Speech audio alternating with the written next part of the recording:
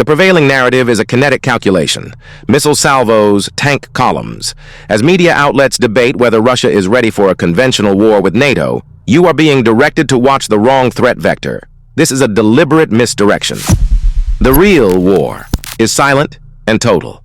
While Poland praises its cyber defenses after foiling a surface-level attack on its energy grid, the systemic vulnerability remains unaddressed. The true vector isn't about causing a blackout. It's about severing the nervous system of the global, financial, and military apparatus. According to RUSI, over 95% of all global data, including financial transactions and military communications, travels through these undersea cables. A coordinated physical or cyber-physical attack on these nodes is not a regional conflict. It is a systemic decapitation event. A simultaneous satellite blinding campaign renders GPS and encrypted channels inert. This is the blueprint for creating a blind Leviathan. The U.S. calling off an attack on Iran was perceived globally as strategic hesitancy. This signal incentivizes a revisionist power to leverage this low-cost, high-impact vector.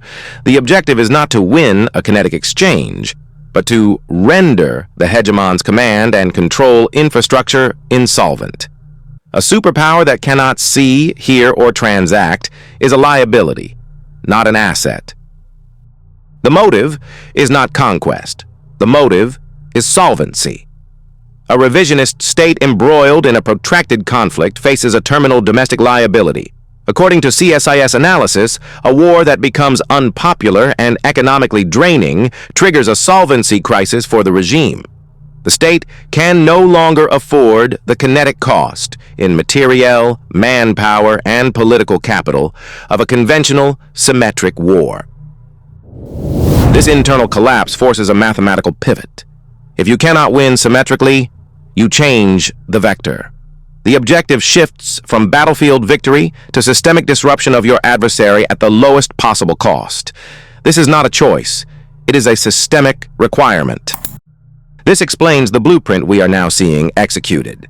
Analysis from RUSI and reports from The Times question a revisionist power's readiness for a full-scale conventional war with the superior alliance. This conventional weakness is the very accelerant that mandates a pivot to asymmetric warfare. The attempted cyber attack on Polish energy infrastructure is not a random act.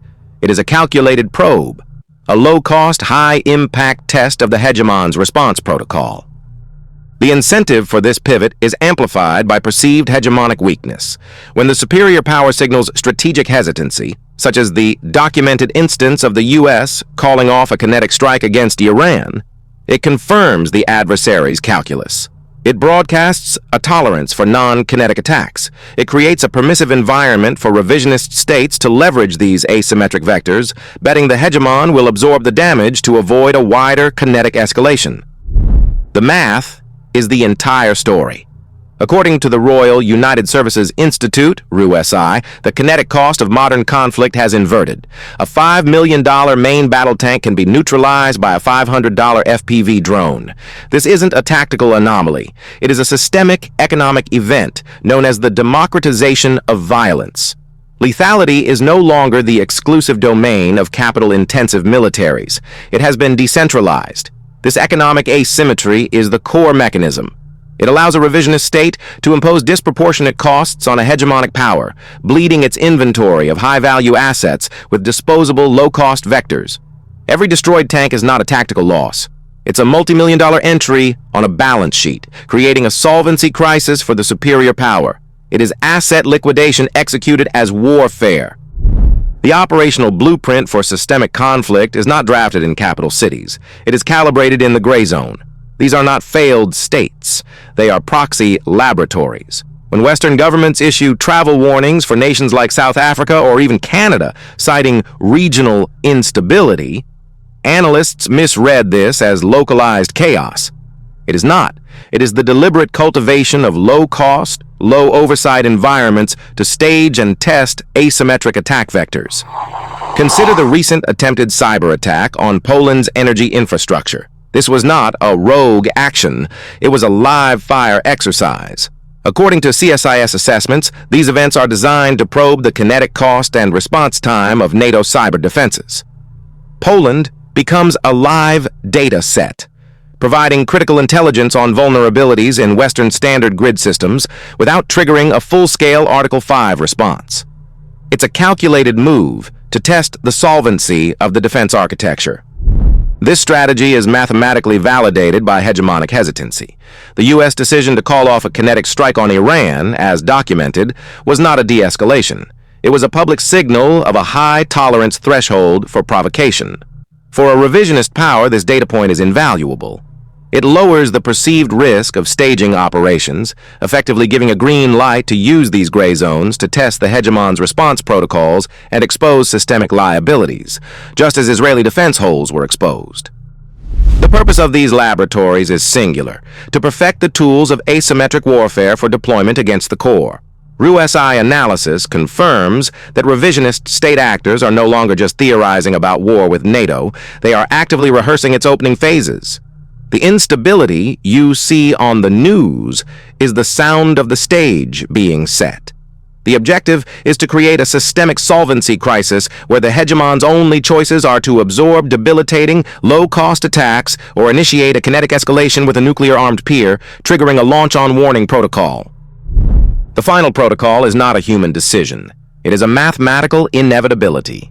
It is called launch-on-warning.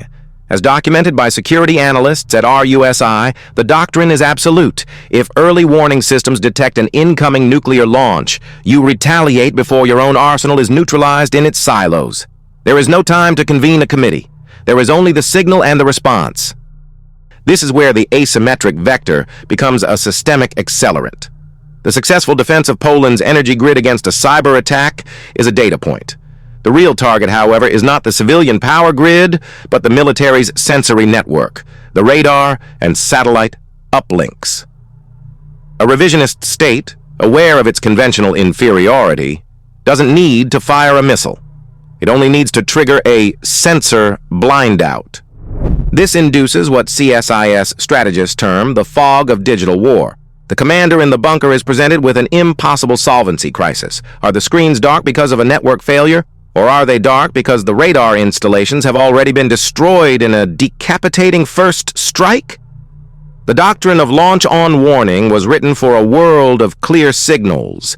It has no protocol for absolute blindness. Fear becomes the deciding variable. The cost of hesitation, total annihilation, is calculated as infinite. The cost of launching on a false alarm is a survivable, if catastrophic, escalation. The protocol mathematically forces the launch. The commander does not make a choice. He executes an algorithm designed for a war that no longer exists. This is the blueprint. The blueprint for escalation requires a test, a signal sent with plausible deniability to measure the exact kinetic cost of a hegemon's political will. Reports from entities like RUSI confirm that revisionist states view perceived strategic hesitancy, such as the publicly documented decision by the U.S. to call off a strike on Iran, not as de-escalation, but as a systemic vulnerability to be exploited. The vector has already been field-tested. The thwarted cyber attack on Poland's energy infrastructure was not a failure. It was a data-gathering operation. It confirmed the technical viability of the attack protocol against a NATO standard grid. The strategic calculus is simple. If the hegemon hesitates to engage kinetically, the incentive to leverage low-cost, high-impact asymmetric attacks becomes a mathematical certainty. Therefore, the calibration shot is the next logical step. Within the next 12 months, anticipate a significant non-kinetic event against U.S. logistical infrastructure. The most probable target is a critical data hub or a major commercial port, specifically the Port of Long Beach. It will manifest as a cascading, multi-day IT failure that cripples cargo processing. It will be officially attributed to a non-state ransomware group, providing the necessary deniability to prevent an immediate kinetic response. This is not an attack. It is a measurement.